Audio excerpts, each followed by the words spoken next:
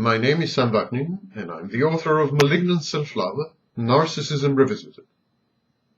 A voluminous literature notwithstanding, there is very little convincing empirical research about the correlation between personality traits and addictive behaviors. Substance abuse and dependence in the forms of alcoholism or drug addiction, that's only one form of recurrent and self-defeating patterns of misconduct. People are addicted to all kinds of things: gambling, shopping, the internet, reckless, life-endangering pursuits, and more. Adrenaline junkies are all around us and abound. The connection between chronic anxiety, pathological narcissism, depression, obsessive-compulsive traits, and alcoholism and drug abuse, this connection is well documented, well established, and very common in clinical practice. But not all narcissists, compulsives, depressives, and anxious people turn to the bottle or to the needle. Frequent claims of finding a gene complex responsible for alcoholism have been consistently cast in doubt, not to say refuted. In 1993, Berman and Noble suggested that addictive and reckless behaviors are mere emergent phenomena and may be linked to other, more fundamental traits, such as novelty-seeking or risk-taking.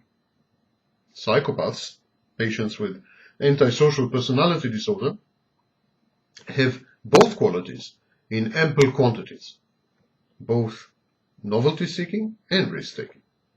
We would expect psychopaths, therefore, to heavily abuse alcohol and drugs. Indeed, as Lewis and Buchholz convincingly demonstrated in 1991, psychopaths do abuse drugs and alcohol in an inordinate proportion. Still, only a negligible minority of alcoholics and drug addicts are psychopaths.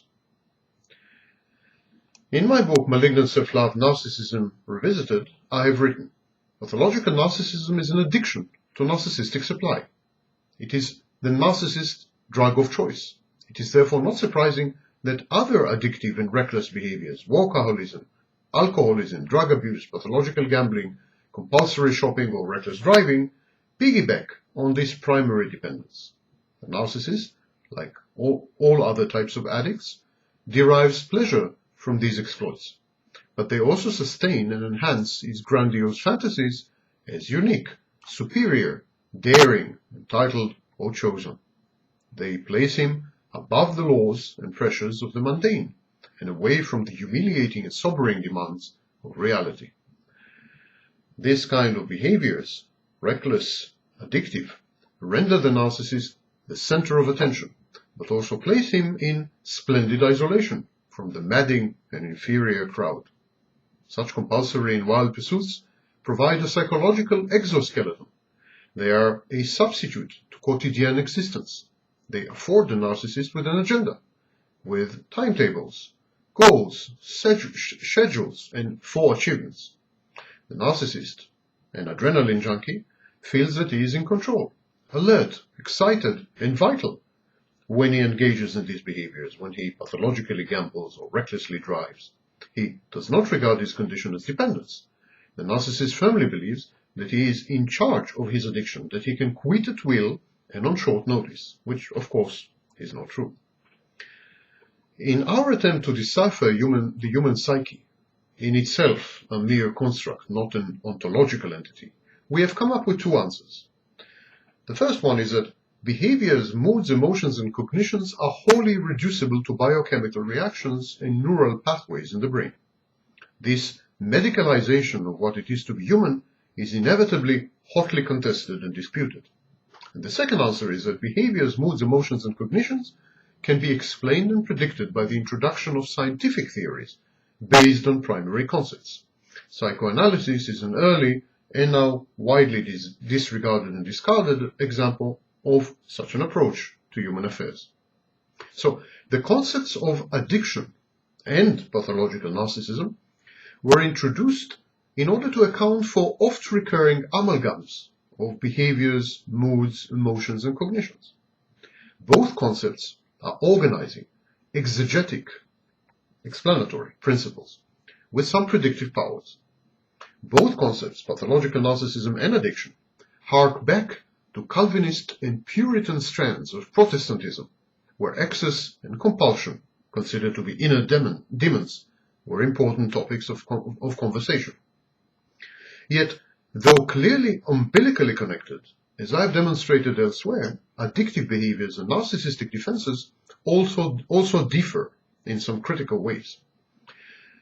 Consider the following. When addicts engage in addictive behaviors, they seek to change their perception of their environment. As the alcoholic Inspector Morse says, once he had consumed his single malts, the world looks a happier place. Drugs make things look very colored, brighter, more hopeful, and fun-filled. In contrast, the narcissist consumes addictively narcissistic supply, not in order to change his external environment or his perception of his external environment, but in order to change his inner universe.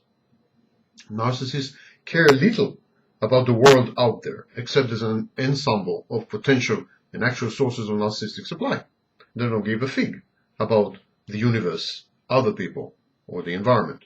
The narcissist's drug of choice, attention, is geared to sustain his grandiose fantasies and senses of omnipotence and omniscience. In other words, his addiction, the narcissist's addiction, is aimed at an internal process. It is aimed at regulating his sense of self-worth by consuming narcissistic supply. Classical addiction to drugs, alcohol, gambling, or other compulsive behaviors. Classical addiction provides the addict with an exoskeleton, an external skeleton, boundaries, rituals, timetables, and order in an otherwise chaotically disintegrating universe. But it's not the same for the narcissist.